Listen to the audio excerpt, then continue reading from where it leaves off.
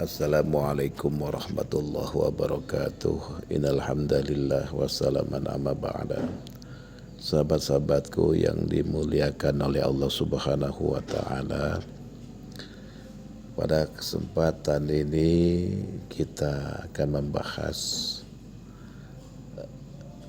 dan mengaji bareng yaitu kitab Tanqihul Qaul. Adapun yang perlu kita ketahui adalah kitab Tanqihul Qaul adalah kitab yang ditulis oleh Syekh Nawawi Al-Bantani, yaitu seorang ulama besar asal Indonesia yang terkenal di dunia Islam, khususnya dalam tradisi keilmuan pesantren. Kitab ini merupakan salah satu karya beliau yang membahas berbagai persoalan keagamaan berdasarkan Al-Quran, hadis, dan pandangan para ulama. Secara garis besar, kitab Tanqihul Qaul berisi penjelasan tentang tema-tema akhlak, tasawuf, dan pandangan Islam terhadap perilaku manusia dalam kehidupan sehari-harinya.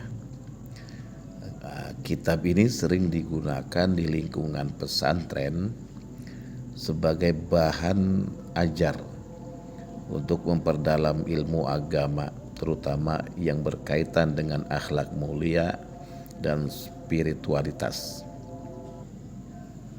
Baiklah, kita mulai pengajian kita. Bismillahirrahmanirrahim. Qala al-mu'allifu rahimallahu ta'ala wa nafa'ana bi'ilmihi fid dharaini amin. Al-Fatihah. A'udzu billahi minasyaitonir rajim. Bismillahirrahmanirrahim. Alhamdulillahi rabbil alamin arrahmanir rahim maliki yaumiddin. Iyyaka na'budu wa iyyaka nasta'in ihdinas siratal mustaqim siratal ladzina an'amta 'alaihim ghairil maghdubi 'alaihim waladdallin amin. Berikut adalah beberapa hadis yang terdapat di dalam bab 1 tentang fadilah ilmu dan ulama, keutamaan ilmu dan ulama dari kitab ini karya Syekh Nawawi Al-Bantani. Yang pertama adalah keutamaan duduk di majelis ilmu. Nabi sallallahu alaihi wasallam qala li Ibni Mas'ud radhiyallahu an, ya ibna Mas'ud, julusuka sa'atan fi majlis ilmi la tamassu qalaman wa la taktubu harfan khairul laka min idki alfi raqabah wa nazruka ila wajhil alimi khairul laka min alfi faras tasaddaqta biha fi sabilillah wassalamuka ala alimi khairul laka min ibadati alfi sanah.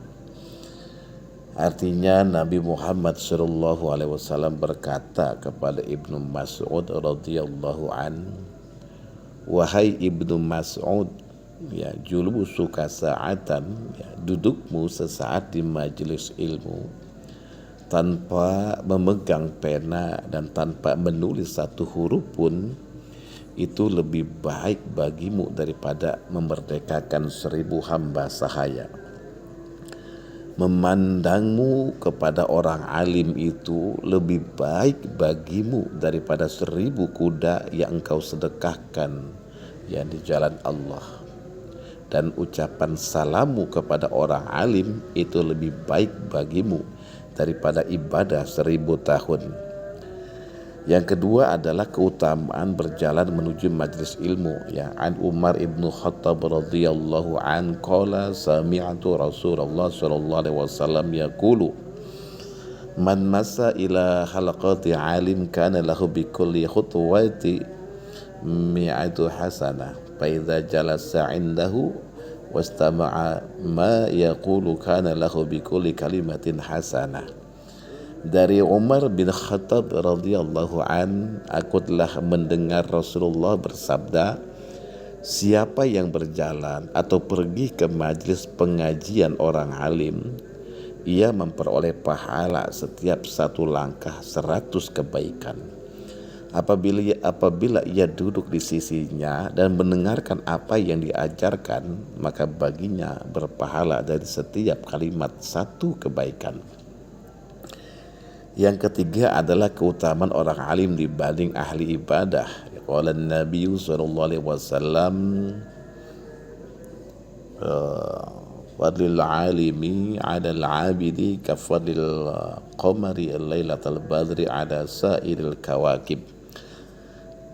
Artinya Nabi sallallahu alaihi wasallam bersabda, ya, keutamaan orang alim yang mengamalkan ilmunya atas abid atau ahli ibadah bagaikan keutamaan rembulan di malam bulan purnama atas semua bintang-bintang. Yang keempat adalah keutamaan menuntut ilmu. Qala Nabi sallallahu alaihi wasallam, man intaqala al-muta'allim ilman ghufira lahu qabla ayyakhtu. Artinya Nabi SAW bersabda, barang siapa berpindah tempat untuk menuntut ilmu, maka dosanya diampuni sebelum dia melangkah.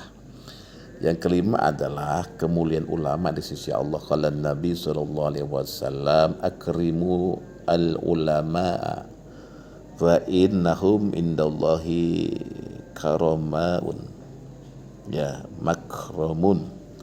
Artinya Nabi SAW bersabda, muliakanlah para ulama karena sesungguhnya mereka adalah orang-orang mulia yang dimuliakan di sisi Allah.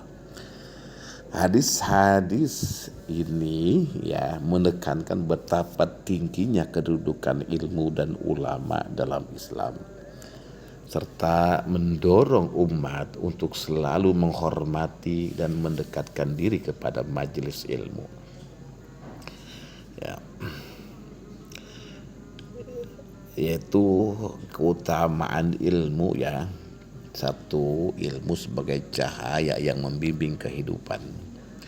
Ya, dalam Tanqihul Qaul dijelaskan bahwa ilmu merupakan cahaya atau nur yang membimbing manusia keluar dari kegelapan atau kebodohan atau jahiliyah menuju jalan yang benar, ya. Adapun dalil yang diambil dari firman Allah adalah surat Al-Baqarah ayat 257. Allah mengeluarkan mereka dari kegelapan menuju cahaya, ya. Jadi ilmu yang dimaksud di sini bukan hanya pengetahuan duniawi, tetapi juga ilmu yang mendekatkan seseorang kepada Allah, yaitu ilmu agama. Yang kedua, ilmu sebagai amalan yang kekal. Jadi ilmu memiliki keistimewaan karena ia bisa menjadi amal jariyah yang pahalanya terus mengalir bahkan setelah seseorang meninggal dunia. Hadis Rasulullah menyebutkan apabila seorang manusia meninggal dunia, ya, idza mata ibnu adam inqata'a amaluh, ya, maka terputuslah amalnya illa bisalasin, kecuali 3 perkara. Shadaqatun jariyah, sedekah jariyah, ilmu yang tafa', ilmu yang bermanfaat, atau anak soleh yang mendoakannya. Ya, hadis riwayat Muslim. Penekanan dalam kitab ini adalah bahwa ilmu yang bermanfaat bukan hanya teori, tetapi harus diamalkan dan disampaikan kepada orang lain. Ya, yang ketiga adalah kedudukan orang berilmu di sisi Allah. Allah Subhanahu wa ta'ala memberikan kedudukan yang tinggi bagi orang-orang yang memiliki ilmu. Hal ini ditegaskan dalam firman Allah di surat Az-Zumar ayat 9. Katakanlah, apakah sama orang-orang yang mengetahui dengan orang-orang yang tidak mengetahui? Ya, hal yastawina alladziina ya'lamuna walladziina la ya'lamun. Ya. Orang yang berilmu dipuji karena mereka memiliki pemahaman tentang kehendak Allah dan mampu mengajarkan hal itu kepada orang lain. Yang keempat adalah ilmu sebagai sumber keutamaan dunia dan akhirat. Jadi Imam Nawawi dalam syarahnya menegaskan bahwa ilmu adalah sarana untuk mencapai kebahagiaan di dunia dan di akhirat. Tanpa ilmu, seseorang tidak akan tahu bagaimana cara menyembah Allah dengan benar atau menjalani hidup sesuai syariat. Sahabat-sahabatku yang dimuliakan oleh Allah, jadi keutamaan ulama ya satu ya, al ulama warasatul anbiya, yaitu ulama itu pewaris para nabi ya. Dalam kitab Tanqihul Qaul, Syekh Nawawi Al-Bantari menegaskan ya dengan hadis yang terkenal itu al ulama warasatul anbiya ya, hadis riwayat Abu Daud dan Tirmizi. Jadi ulama mewarisi misi kenabian ya, yaitu menyampaikan risalah Allah kepada umat manusia. Mereka tidak mewarisi harta benda, tetapi ilmu yang merupakan petunjuk kehidupan. Yang kedua, ulama sebagai penjaga syariat. Ya. Ulama disebut sebagai penjaga agama karena mereka memahami, mengajarkan, dan mengamalkan syariat Islam dengan benar. Mereka juga berfungsi untuk menjawab tantangan zaman dengan ilmu yang sesuai dengan Al-Quran dan hadis. Dalam kitab Tanqihul Qaul disebutkan bahwa ulama adalah benteng bagi umat dari kebodohan dan kesesatan. Mereka menjaga umat dari hal-hal yang dapat merusak iman dan akhlak. Yang ketiga adalah keutamaan ulama dibandingkan ahli ibadah. Hadis Rasulullah yang menjadi salah satu landasan dalam kitab ini adalah kelebihan seorang alim dibandingkan ahli ibadah adalah seperti kelebihan bulan atas seluruh bintang-bintangnya. Hadis riwayat Abu Dawud. Jadi ulama memiliki peran yang lebih besar daripada sekedar beribadah, karena ilmu mereka bermanfaat bagi orang banyak. Yang keempat adalah sebagai pembimbing umat. Ya, ulama adalah pembimbing yang menunjukkan jalan kebenaran kepada umat. Mereka bertanggung jawab memberikan pemahaman yang benar tentang agama, menghindarkan umat dari bid'ah, dan mendorong mereka untuk beramal soleh. Sahabat-sahabatku yang dimuliakan oleh Allah ya. Jadi ada beberapa hadis ya tentang ilmu dan ulama ya. Yang ke-1 adalah hadis tentang ilmu yang bermanfaat ya. Rasulullah bersabda, "Ya Allah, aku berlindung kepadamu dari ilmu yang tidak bermanfaat." Hadis riwayat Muslim. Ini artinya apa? Ya, ini menunjukkan pentingnya memiliki ilmu yang membawa manfaat baik di dunia maupun di akhirat. Yang kedua adalah hadis tentang ulama sebagai penerang ya. Yaitu perumpamaan ulama di bumi adalah seperti bintang di langit yang menjadi petunjuk dalam kegelapan daratan dan lautan. Hadis riwayat Ahmad. Jadi ulama berperan sebagai pemandu umat, terutama dalam menghadapi berbagai tantangan kehidupan. Walhasil, jadi satu adalah ilmu adalah bekal utama manusia untuk memahami tujuan hidupnya di dunia dan mencapai kebahagiaan di akhirat. Ya, dalam Islam, ya, ilmu tidak hanya berkaitan dengan duniawi saja, tetapi juga spiritual, sehingga manusia dapat mengenal Allah, melaksanakan ibadah, dan memperbaiki akhlaknya. Yang kedua, ulama adalah pemegang amanah besar sebagai pewaris Nabi. peran mereka sangat vital dalam menjaga agama, mengajarkan umat dan meluruskan kesalahan. Hormat kepada ulama adalah bagian dari penghormatan kepada ilmu dan agama itu sendiri. Yang ketiga adalah Imam Nawawi dalam kitab Tanqihul Qaul mengingatkan bahwa ilmu tanpa amal adalah sia-sia, sedangkan ulama yang tidak mengamalkan ilmunya akan dimintai pertanggungjawabannya di akhirat kelak. Dengan memahami keutamaan ilmu dan ulama, kita didorong untuk terus menuntut ilmu dan menghormati ulama sebagai pembimbing dalam agama. Jika ada ayat atau hadis tertentu yang jika ada ayat hadis tertentu yang akan kita bahas nanti selanjutnya, nanti kita bahas bersama-sama. Sahabat-sahabatku yang dimuliakan oleh Allah Subhanahu wa taala, jadi bab keutamaan ilmu dan ulama dalam kitab Tanqihul Qaul ini kita kaitkan dengan sifat Allah, Al-A'zamu, Al-Jalilu wa Al-Akbar. Yang pertama adalah keutamaan ilmu. Ilmu memiliki kedudukan yang sangat tinggi karena ia adalah sarana untuk memahami keagungan Allah. Para ulama sebagai pewaris para nabi adalah orang-orang yang mengenalkan manusia kepada kebesaran Allah. Hubungannya apa? Sifat Allah Al-Azamu ini mencerminkan keagungannya yang dapat dikenali melalui ilmu. Dengan mempelajari ilmu, manusia dapat menyadari dan memahami betapa agungnya Allah, baik dalam ciptaannya maupun dalam sifat-sifat Allah yang tak terhingga.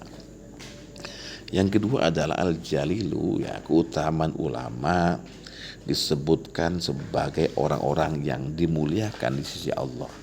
Seperti dalam hadis, muliakanlah para ulama karena mereka adalah orang-orang mulia yang dimuliakan di sisi Allah.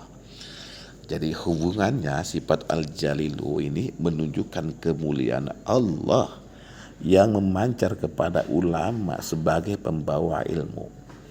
Ulama tidak hanya dihormati karena ilmunya, tetapi juga mereka menjadi perantara kemuliaan Allah kepada umat manusia. Yang ketiga adalah Al-Akbar, yang Allah yang maha besar. Keutamaan menuntut ilmu, hadis-hadis dalam Tanqihul Qaul menggambarkan betapa besarnya pahala menuntut ilmu, bahkan lebih baik daripada ibadah tertentu. Ini menunjukkan bahwa ilmu adalah sarana untuk mengenali kebesaran Allah. Hubungannya dengan Al-Akbar, sifat Al-Akbar ini mencerminkan kebesaran Allah yang tak tertandingi. Dengan ilmu, seseorang dapat menyaksikan kebesaran Allah dalam setiap aspek kehidupan, baik melalui ciptaannya maupun dalam aturan syariat yang ditetapkannya. Walhasil yaitu Al-Azamu, Al-Azam ini ilmu adalah sarana untuk memahami keagungan Allah dan menyadari kedudukan Allah yang maha agung. Yang kedua adalah Al-Jalilu, yaitu para ulama yang membawa ilmu dimuliakan oleh Allah karena mereka menjadi refleksi kemuliaan Allah di dunia. Yang ketiga adalah Al-Akbaru, menuntut ilmu mengarahkan manusia pada pengakuan atas kebesaran Allah yang tak tertandingi dalam sifat dan perbuatannya. Melalui ilmu, manusia mengenal Allah lebih dalam, memuji keagungan Allah, menghormati kemuliaan Allah, dan menyaksikan kebesaran Allah dalam segala hal. Oleh karena itu, menuntut ilmu dan menghormati ulama menjadi salah satu jalan menuju pengenalan hakikat kepada Allah Subhanahu wa ta'ala. Sahabat-sahabatku yang dimuliakan oleh Allah, jadi keutamaan ilmu dan ulama dalam kitab Tanqihul Qaul, kita merelevasikan dengan ajaran kitab Al-Hikam karya Syekh Ibnu Athaillah As-Sakandari ya. Yang pertama yaitu ilmu sebagai cahaya hati ya. Nurul qalbi ya. Di kitab Tanqihul Qaul ilmu disebut sebagai jalan yang membawa manusia mengenal Allah. Sebagaimana disampaikan dalam keutamaan ilmu dan ulama. Jadi ulama adalah pewaris para nabi yang memberikan cahaya kepada umat dengan ilmu mereka. Kitab Al-Hikam contoh makolahnya yaitu ilmu yang bermanfaat adalah ilmu yang menerangi hati, bukan sekedar menghiasi lisan. Hubungannya apa ya? Kedua kitab menekankan bahwa ilmu yang sejati bukan hanya tentang akumulasi informasi, tetapi tentang transformasi hati. Ya, dalam Al-Hikam, ilmu bermanfaat adalah ilmu yang membawa seseorang semakin dekat kepada Allah dan membersihkan hati dari kegelapan dunia. Ulama sejati adalah mereka yang menyampaikan ilmu yang membawa manusia kepada Allah, bukan yang hanya fokus pada keilmuan duniawi tanpa ma'rifat. Yang kedua ilmu dan ma'rifat yaitu pengenalan kepada Allah. Ya, di dalam kitab Tanqihul Qaul yaitu hadis dalam Tanqihul Qaul menyebutkan bahwa orang yang duduk di majelis ilmu akan mendapat pahala yang besar karena ilmu adalah jalan menuju ma'rifat kepada Allah. Dalam kitab Al-Hikam ya contoh makolahnya yaitu ilmu adalah pohon dan ma'rifat adalah buahnya. Tidak ada manfaat pohon tanpa buahnya. Hubungan kedua kitab ini ya dalam kitab Tanqihul Qaul, keutamaan ilmu ditekankan sebagai sarana untuk mengenal Allah dan mendekat kepada Allah. Ini sejalan dengan ajaran Al-Hikam di mana ilmu harus menghasilkan ma'rifat, pengenalan kepada Allah. Dan ilmu yang tidak membawa ma'rifat dianggap tidak bermanfaat. Yang ketiga adalah keutamaan ulama sebagai pewaris Nabi ya. Di dalam kitab Tanqihul Qaul ya, hadis-hadis dalam kitab Tanqihul Qaul menempatkan ulama pada posisi mulia, bahkan lebih tinggi daripada ahli ibadah. Salah satu hadis menyebutkan bahwa keutamaan ulama atas ahli ibadah seperti keutamaan rembulan atas bintang-bintang. Di dalam kitab Al-Hikam ya contoh makolahnya ya, yaitu siapa yang ilmunya tidak membawanya kepada tawadu atau rendah hati, maka ia tidak akan pernah sampai kepada Allah Subhanahu wa taala.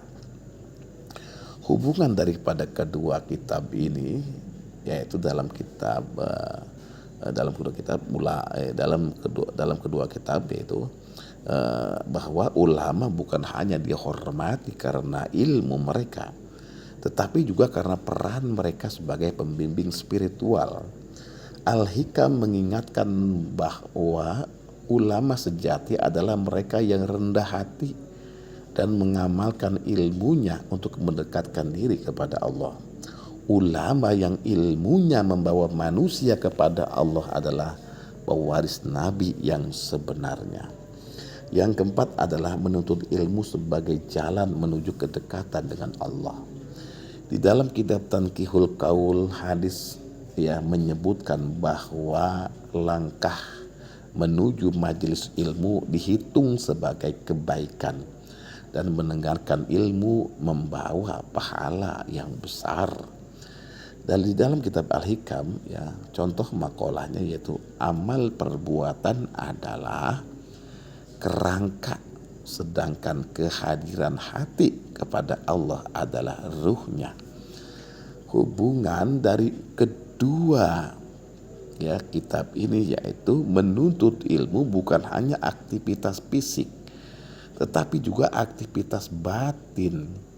Dalam Al-Hikam jadi amal atau termasuk menuntut ilmu hanya bermanfaat jika disertai dengan kehadiran hati kepada Allah. Ya, hal ini selaras dengan hadis dalam Tanqihul Qaul yang menyebutkan bahwa ilmu harus membawa seseorang kepada Allah, bukan sekedar rutinitas atau kebiasaan saja. Yang kelima yaitu keutamaan zuhud dalam ilmu.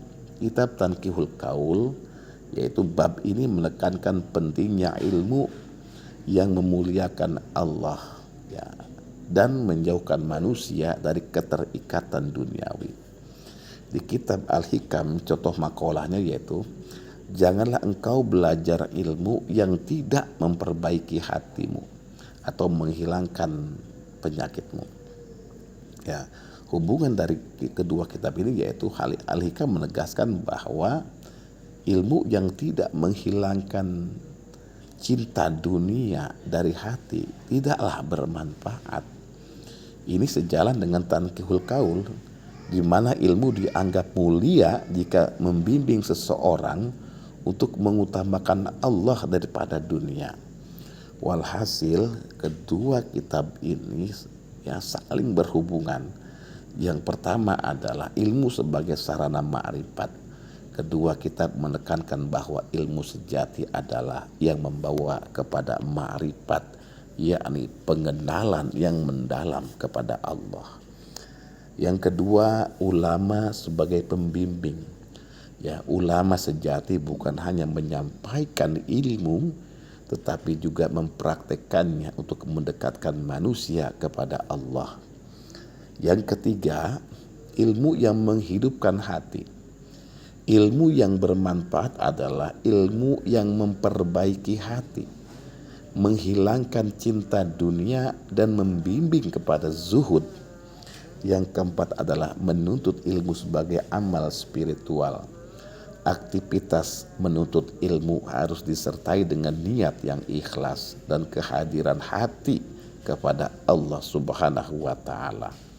Sebagaimana ditekankan di dalam kitab Al-Hikam, ya, jadi kedua kitab saling melengkapi dalam menggambarkan pentingnya ilmu sebagai jalan menuju Allah dan menekankan bahwa ilmu harus menghasilkan perubahan hati yang mendekatkan diri kepada Allah.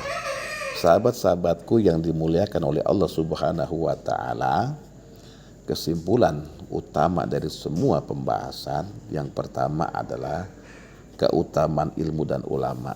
Ya, ilmu memiliki kedudukan yang sangat tinggi dalam Islam karena menjadi sarana utama mengenal Allah atau berma'rifat. Ulama sebagai pewaris para nabi adalah pembimbing umat dalam memahami sifat-sifat Allah dan menjalani kehidupan sesuai syariat Allah.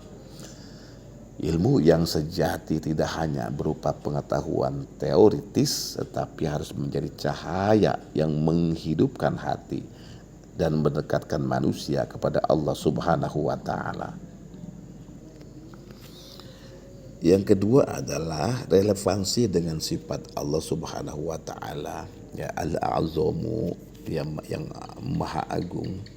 Jadi ilmu membimbing manusia mengenal keagungan Allah melalui penghayatan atas ciptaan Allah, hukum Allah dan sifat-sifat Allah.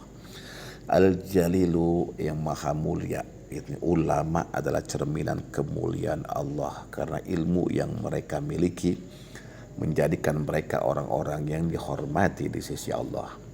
Al-Akbaru, Allah yang maha besar. Ya, dengan ilmu manusia menyadari kebesaran Allah dalam setiap aspek kehidupan, baik yang tampak maupun yang gaib. Yang ketiga adalah relevansi dengan kitab Al-Hikam Syekh Ibnu Athaillah. Ya, Al-Hikam dan Tanqihul Qaul menekankan bahwa ilmu sejati adalah ilmu yang membawa manusia kepada ma'rifat atau pengenalan kepada Allah dan membebaskan hati dari keterikatan dunia. Ilmu harus menjadi sarana memperbaiki hati, bukan hanya menghiasi lisan Ulama sejati adalah mereka yang rendah hati dan menggunakan ilmu mereka untuk mendekatkan diri dan umat kepada Allah Subhanahu wa taala. Yang keempat, hubungan antara ilmu, zuhud dan ma'rifat, ya. Ilmu yang bermanfaat melahirkan ma'rifat, yakni pengenalan kepada Allah yang disertai ketundukan hati. Orang yang memiliki ma'rifat sejati cenderung zuhud, menjadikan Allah sebagai satu-satunya tujuan hidup dan meninggalkan ketergantungan pada dunia. Dalam kitab Al-Hikam dan Tanqihul Qaul, ilmu yang tidak membawa kepada ma'rifat dan zuhud dianggap tidak bermanfaat. Yang kelima adalah aplikasi dalam kehidupan. Menuntut ilmu harus disertai niat ikhlas untuk mendekatkan diri kepada Allah, bukan untuk mendapatkan kemuliaan duniawi. Ulama harus menjadi contoh teladan yang tidak hanya memahami ilmu, tetapi juga mengamalkan dan membimbing umat kepada Allah. Kesimpulan akhir, jadi ilmu, ulama, dan amal adalah pilar penting dalam perjalanan spiritual manusia. Ilmu yang sejati membawa manusia kepada ma'rifat dan mendorong mereka untuk hidup zuhud, memuliakan Allah serta menyadari sifat-sifat Allah yang agung, mulia dan besar, al-a'zamu al-jalilu al-akbaru. Baik kitab Tanqihul Qaul maupun Al-Hikam memberikan arahan bahwa tujuan ilmu adalah pengenalan kepada Allah dan perubahan hati menuju kedekatan dengan Allah. Demikianlah. Semoga bisa dipahami. Wassalamualaikum warahmatullahi wabarakatuh.